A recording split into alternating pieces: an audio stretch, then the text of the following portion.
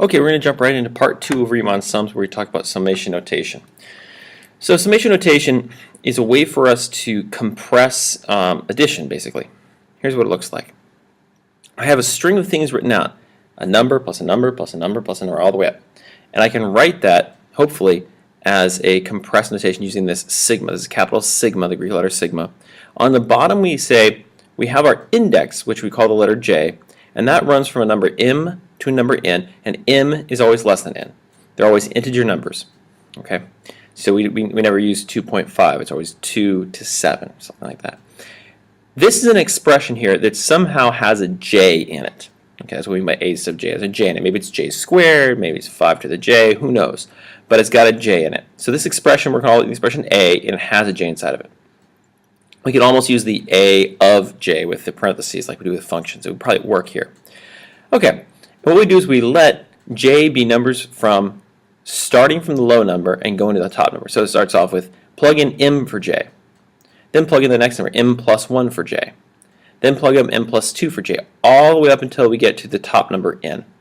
Okay, so we let j run from m to n. Okay, and we add up each corresponding term. Okay, so m is less than n. Here's an example.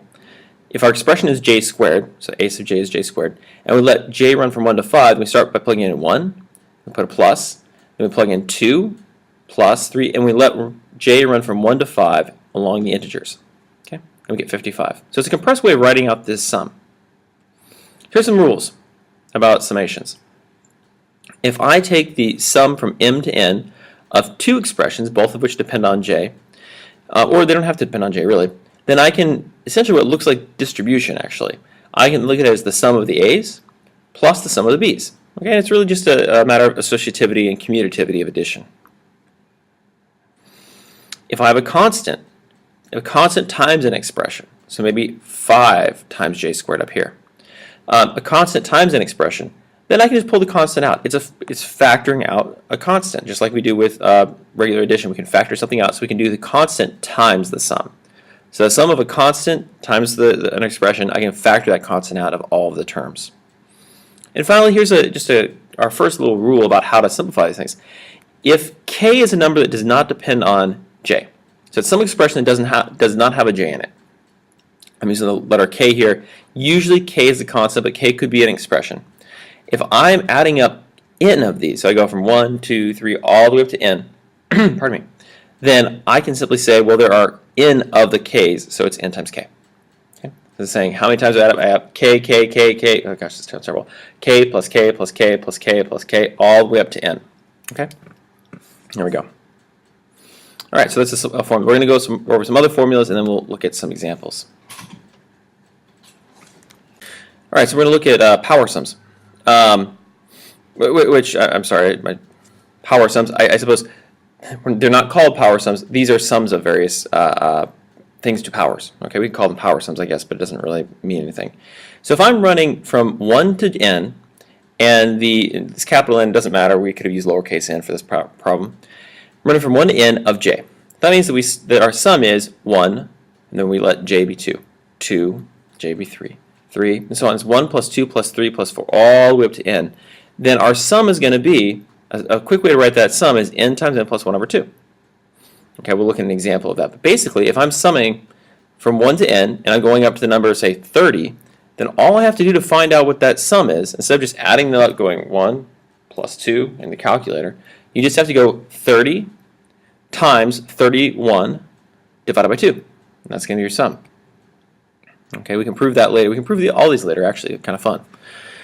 J goes from 1 to n, and it's j squared. So I start with 1 squared, I go 2 squared, 3 squared, all the way up until I get to n squared. I could add these up in the calculator, which might take a long time, especially if n is very, very, very large.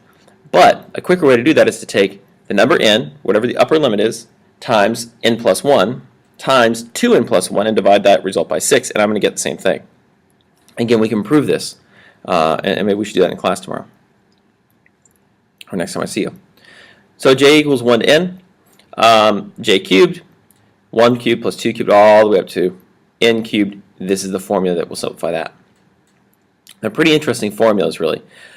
This one you should probably have in your brain up here, The other ones I'm not sure are necessary for you to memorize, but you do need to know that they exist and that there is a formula that's going to help you simplify problems like that. Okay, so let's practice a little bit. Let's write this first one in summation notation. 3 squared plus 3 cubed plus 3 to the 4th all the way to 3 to the 15th. One way we could write that in summation notation. I'm not asking you to find the answer. That would be a very big number. I just want to write it down using the sigma notation. Okay, it's 3 squared, then 3 cubed, then 3 to the 4th. So j, remember, is the number that we're changing every time. Okay, and it's starting at 2, going up by 1s, and going up to 15. Okay, so that's how we write that. This one might be a little bit trickier.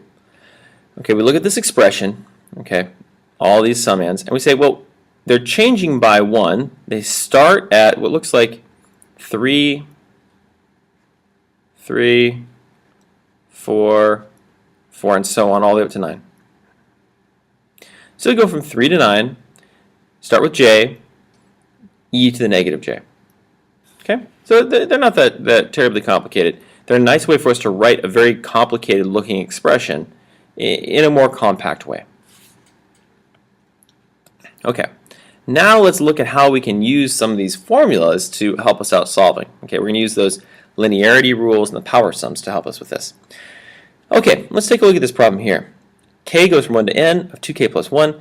So the way this works is I would plug in, if I want to do this longhand, I'd plug in a 1 and go 2 times 1 plus 1 plus 2 times 2 plus 1 plus 2 times 3 plus 1 plus blah, blah, blah, all the way up to 2 times 20. That's how I do it longhand. Okay. Notice these are odd numbers, right? Starting with the number 3, it's 3, 5, 7, 9, all the way up to 41. Okay, the odd numbers from 3 to 41 is what this is summing up for us. Now, we could add them up in the calculator. It would probably take us quite a bit of time, actually, and you know, this is a fairly easy top limit. What if I'd gone to 200? It'd be really tough. Okay. And, okay.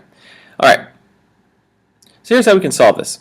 We can look at this as the sum of two things, which means that I can look at it as the sum of the first plus the sum of the second. Okay. The sum of the first plus the sum of the second. Now, another thing we can do is notice that we've got a 1 to 20. And this is 2 times an expression. So it's a constant times an expression. That constant can come outside. Okay, it can come outside the expression, which is really pretty nice. Okay, so this expression here is the same as these two expressions right here. And now we can use our power sums that we have below. We know that if I add up from 1 to 20, k every time, and k is just the number from 1 to 20, so 1 plus 2 plus 3 plus 4 all the way up to 20. Well, I still have my 2 here, and the formula we have from the power series, from our power sums rather, is we go 20, because we're going from 1 to 20, 20 times 20 plus 1, which is 21, divided by 2. That's this part here. Plus, k goes from 1 to 20 of 1. So I'm adding up 20 copies of 1, which is just 20. And we can simplify that to 440. How about this one? Maybe a little trickier. Notice this one starts with the number 4, which is a little weird. We don't have any power sum rules that go from 4. They always go from 1. So this is, again, just to be clear, 4 times 4 cubed, plus 4 times 5 cubed, plus 4 times 5 to the 4th, plus plus 4 times 15 cubed. This is going to be an enormous number. Okay. Okay, so we're going to add those up. Now that's looking a little trickier. And again, it goes from 4 to 15, not 1 to 15, which causes some problems. So the thing is, all of our power sum rules deal with going from 1 to 15, not 4 to 15. So we have to think about a clever way we can do this so that we end up with a power with an index that runs from 1 to 15. And the way we can do that is noticing that this is going from 4 times 4 cubed, 4 times 5 cubed. If we had it going from 1 to 15, we'd also have the 4 times 1 to the third. We'd have the 4 times 2 to the third, and 4 times 3 to the third. So basically, if I had from 1 to 15, I would have what I have already, and I'd also have these three terms here. So the only difference between running from 1 to 15 and from running to 4 to 15 are these three terms. Well, these three terms are like running it from 1 to 3, right? Okay.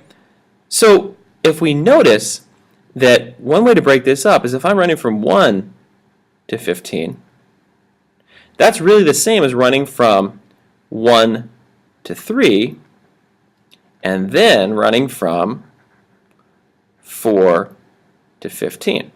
Now, of course, I'm being sloppy with notation here just to make a point. Running from 1 to 15 is the same as running from 1 to 3 plus 4 to 15. And that's what we do here. Okay? So, running from 4 to 15 is the same thing as running from 1 to 15 and then taking out the first three terms. Okay. So what does this get us here? Okay. What does this get us? Well, now we have two sums. The first one runs from 1 to 15. The second one runs from 1 to 3. I have formulas that let us figure out what to do when I'm running from 1s, just not what to do when I'm running from 4. Okay. Very good. Now, I can deal with this. This is a constant. I can pull it out front. Okay. Oh, and I have a formula that says what happens when I do from 1 to 15 of j cubed. Okay. It's 15 squared times 15 plus 1 squared divided by 4.